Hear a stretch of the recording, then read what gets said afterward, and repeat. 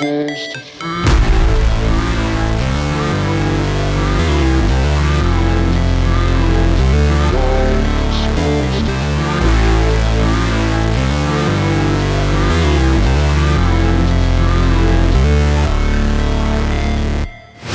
Never break, always fight, never quit, do it right, play the game, win it life, have no shame, there's no time, feel the pain, live the grind, I could change, in my mind, pick a lane, commit and climb, the only way to win it life. I never miss, that's fact, taking big swings, put your hand to the bat, put me in the ring, you'll go out.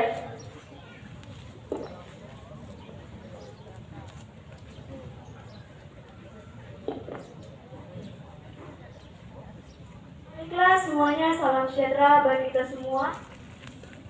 Hari ini saya akan membawakan materi kepada teman-teman semua mengenai PIK-R, mengenai judulnya ialah keadaan gizi seimbang. Kira-kira dari kedua meja ini, antara kanan kiri saya, yang mana meja dengan gizi seimbang? Yang kanan atau yang kiri? Ada yang bisa sebutkan nggak kenapa menyebutkan yang kanan daripada yang kiri?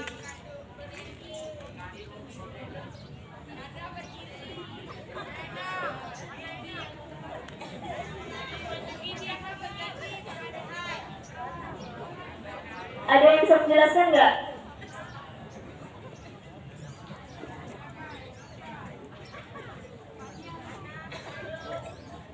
Kalau nggak ada, akan saya jelaskan aja ya. Jadi di meja sebelah kanan saya ini ada terdapat 4 sehat 5 sempurna. Di sini dapat kita lihat ada nasi, sayur, buah, lauk, serta susu. Mengapa yang di sebelah kanan saya ini sehat 5 sempurna? Karena teman-teman lihat saja di meja sebelah kanan kita sini sudah terdapat makanan yang bergizi, mengandung mineral, vitamin, lemak yang cukup untuk kebutuhan kita sehari-hari. Mari kita lihat manfaat masing-masing semua bahan. Yang pertama ialah sayur. Siapa yang suka makan sayur di sini? Cuci tangan.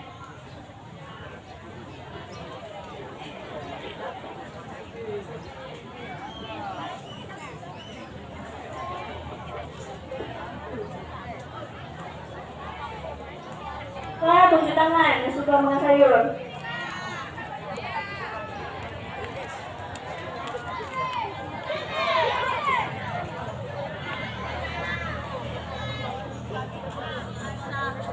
Oke, dan turunkan tangannya. Jadi tidak suka makan sayur, ini kita sebutkan dulu nih manfaat makan sayur ini. Yang pertama itu dapat mencegah dan mengurangi stres teman-teman, kemudian memperlancar BAB, juga menyehatkan organ-organ tubuh kita dan membantu tumbuh kembang kita.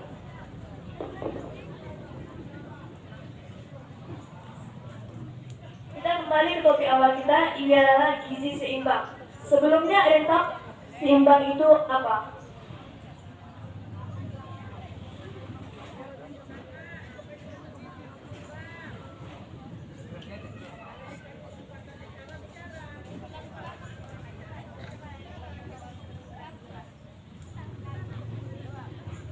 Cuci tangan kalau tahu.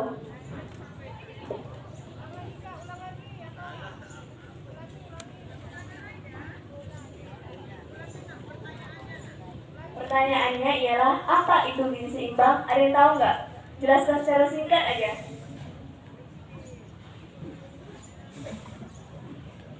Rona? Tolong. Gizi seimbang yaitu seperti 4 sehat 5 sempurna yang mengandung vitamin, protein, karbohidrat, lemak yang seimbang, tidak berlebihan dan tidak kekurangan yang pas untuk kebutuhan sehari-hari. Bagus sekali Rona, terima kasih untuk tulisannya. Nah, itu ya yang disebut dengan gizi seimbang. Dalam arti kata lain, gizi seimbang sangat dibutuhkan untuk tubuh kita untuk berkembang menjadi dewasa hingga usia lanjut. Oleh karenanya teman-teman jangan lupa ya selalu makan dengan gizi seimbang. Kemudian kita beralih ke meja sebelah kiri saya. Pada tahu lah ya, ini makanan sering dicemilin kalau misalnya lagi waktu luang. Tahu? Tahu ya? Ini snack-snack atau cemilan ringan. Dibandingkan meja sebelah kanan, meja sebelah kiri pasti lebih banyak penggemarnya sih. Iya kan? Nah, kita pelajari dulu apa sih kandungan dari snack ini. Yang pertama, snack ini jangan terlalu sering dikonsumsi teman-teman, karena dapat merusak organ tubuh kita. Snack ini mengandung ada pengawet, menambah rasa, dan sebagainya, dan itu dapat menghambat pertumbuhan kita. Oleh karenanya, saya sarankan teman-teman harus lebih sering untuk mengonsumsi di sebelah meja kanan.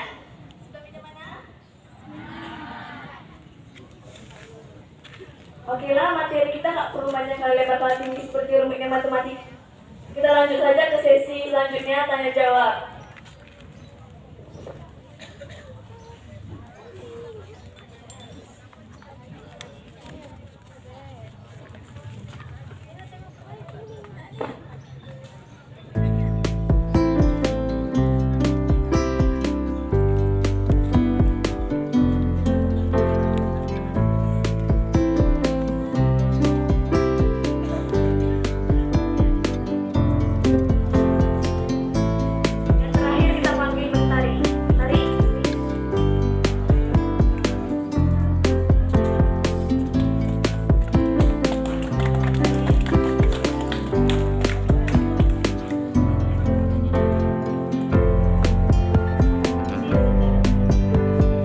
Bagus banget ya pertanyaannya. Tepuk tangan dulu dong.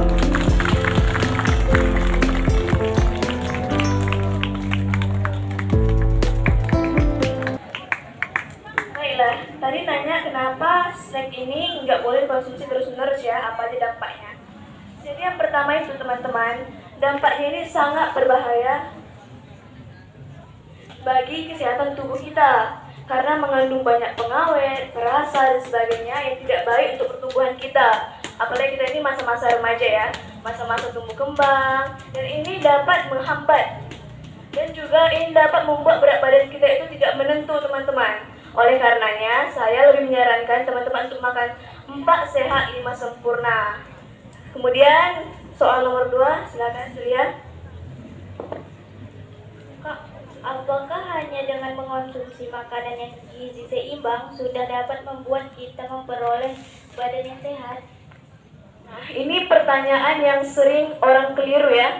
Banyak orang berpikir nih, dengan makanan yang seimbang itu dapat memperoleh tubuh yang sehat. Itu salah. Jadi selain memperoleh makanan yang sehat itu penting juga kita untuk olahraga, istirahat yang cukup, supaya tubuh kita tuh lebih sehat, berenergi, serta kuat. Serta kita tidak mudah untuk terpapar penyakit, ya. Paham ya, Celia? Konsumsi makanan ringan seperti tadi tidak baik. Makanan seperti itulah yang si remaja pada masa kami.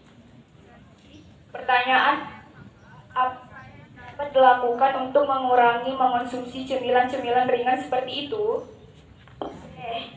Upaya yang dilakukan ya. Upaya yang dilakukan pertama itu ialah apa yang sedang kita lakukan di sini nih. Apa yang sedang anggota PKR lakukan nih. Yang pertama ialah mengajak nih teman-teman untuk menghindari mengonsumsi makanan yang kayak snack tadi secara berlebihan. Kedua, kita di sini mengajari teman-teman supaya sadar bahwa lebih baik untuk mengonsumsi makanan yang lebih sehat, bergizi, seimbang, yang sesuai dengan kebutuhan kita sehari-hari. Yang terakhir nih, paling penting buat kita semua, yaitu mengubah pola makan kita. Yang biasanya makan snack ringan nih, ayo lebih sering ngemil buah seperti pepaya, apel, pisang, kamu udah dapat itu. Kemudian yang sering makan kentang goreng secara instan, ini tipsnya nih. Kalian beli kentang jadi dari pasar, dicuci, dipotong, digoreng, dimakan dengan menggunakan sambal, seperti itu, untuk mengurangi kadar-kadar MSG yang ada dalam tubuh kita. Dimengerti ya? Makanan-makanan yang sehat dan bergizi itu kayak apa sehat di masa saya adalah, emangnya apa saja Kak kandungan dari 4 sehat 5 sempurna sehingga kita harus makan dengan seimbang seperti 4 sehat dan 5 sempurna? Oke, ini topik utama kita tadi ya, 4 sehat 5 sempurna. Jadi biar lebih mengerti nih teman-teman, 4 sehat 5 sempurna adalah makanan yang mengandung gizi lengkap yang dimulai dari karbohidrat, protein, vitamin, lemak, serta mineral yang bagus buat tubuh kita. Oke, tepuk tangannya dulu. Yang Bapak ingin tanyakan nih, yang gampang-gampang aja. Nah, ada istilahnya 3 cukup, 4 sehat, 5 sempurna. 5 sempurna. Bisa nggak dijelaskan kalau 3 cukup itu apa saja, 4 sehat itu apa saja, dan 5 sempurna itu apa saja? Terima kasih. Oke, untuk pertanyaan yang spesial ini, kita sama Bu Brigita. Oke, sama Bu Brigita saya persilahkan.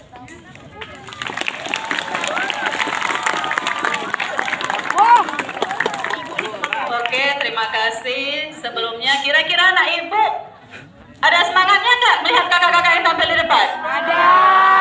Semangat. Nah, itu yang ibu harapkan dari anak-anak ibu semuanya.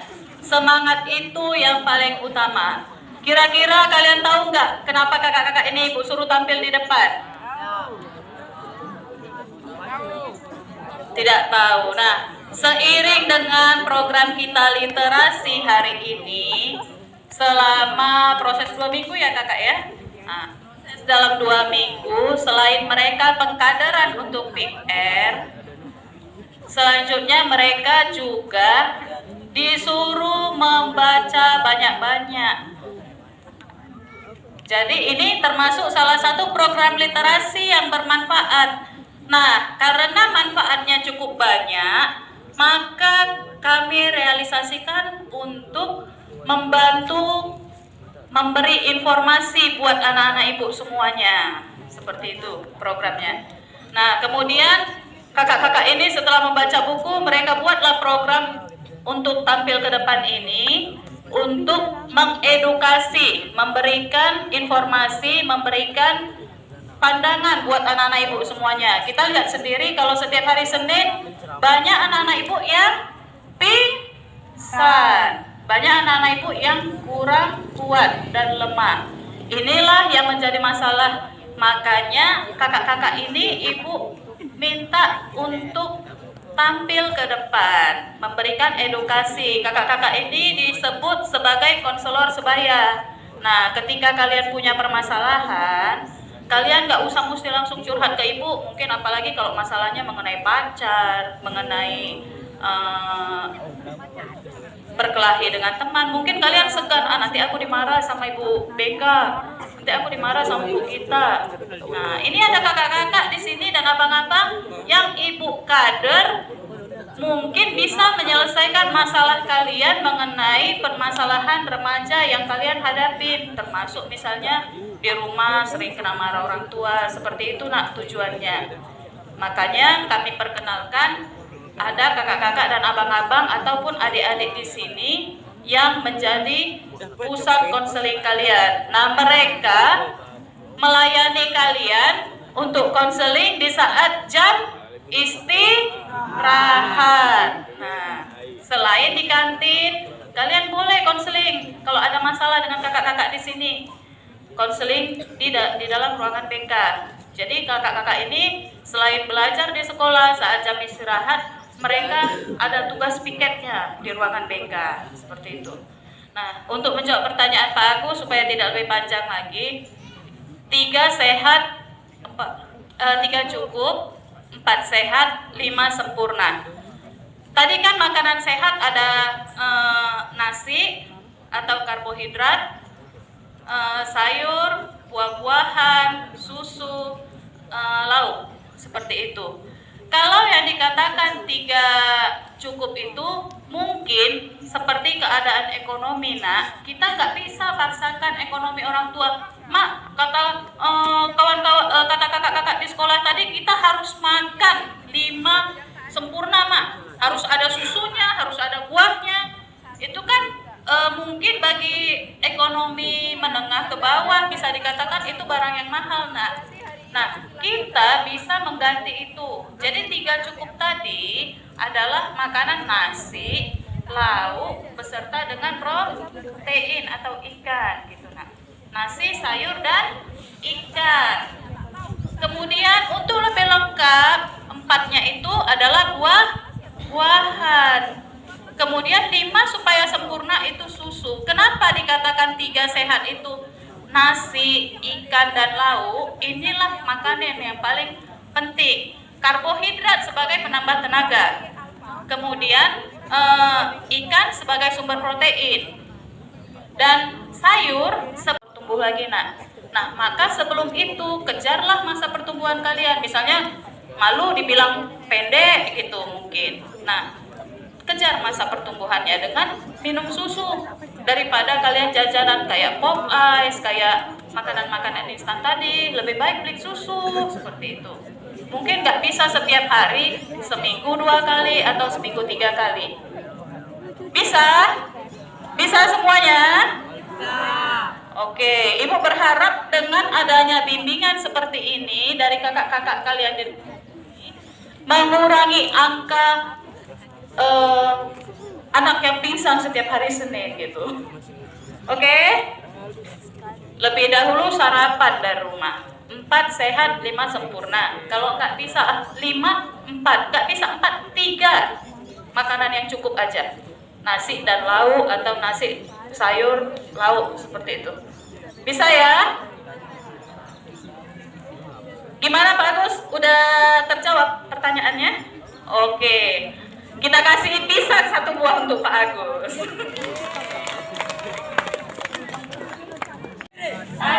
Salam genre, salam remaja genre, sehat, cerdas, ceria. Genre Indonesia, saatnya yang muda berencana.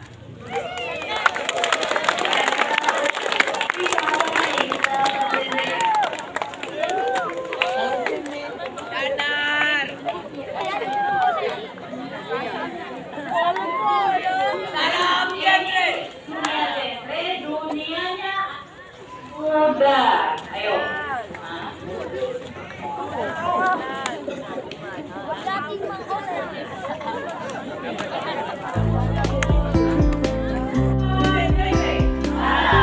salam genre, salam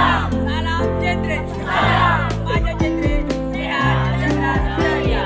Genre Indonesia, yang muda berencana.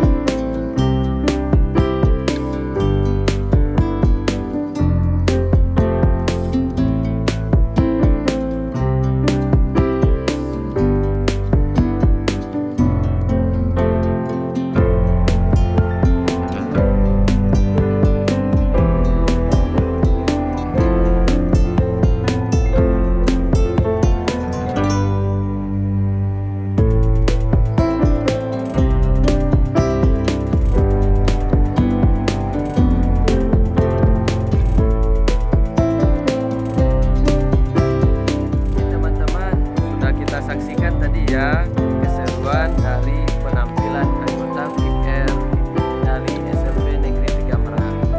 Di sini ada nih anggota PIKR. Mari kita wawancara ya bersama-sama. Nah, di sini coba perkenalkan dirinya. Halo semuanya, perkenalkan nama saya Rahayu Saragi, saya dari kelas 95 dari PIKR 1. Dan saya Ren Firdaus dari kelas 81 di SMP 3 Merak. Oke teman-teman, sudah tahu kita namanya ya. Yang pertama tadi Rahayu. Nih pertanyaan untuk Rahayu nih, untuk anggota PIKR. Yang pertama, kalau boleh tahu kami apa sih kepanjangan dari PIKR itu? Jadi PIKR itu artinya adalah Pusat Informasi Konseling Remaja. Oh, itu teman-teman. PIKR adalah Pusat Informasi Konselingan Remaja. Dan selanjutnya nih, ada pertanyaan lagi buat Rahayu. Apa sih motivasi dari Rahayu mengikuti kegiatan anggota PIKR ini? Saya memiliki harapan yang besar supaya dapat membantu teman-teman yang mengalami kesulitan di SMP 3 Meral untuk menjadi manusia yang berakhlak lagi. Oke teman-teman, itulah pertanyaan dari Rahayu ya. Terima kasih Rahayu. Selanjutnya di sini tadi ada Rian Firdaus.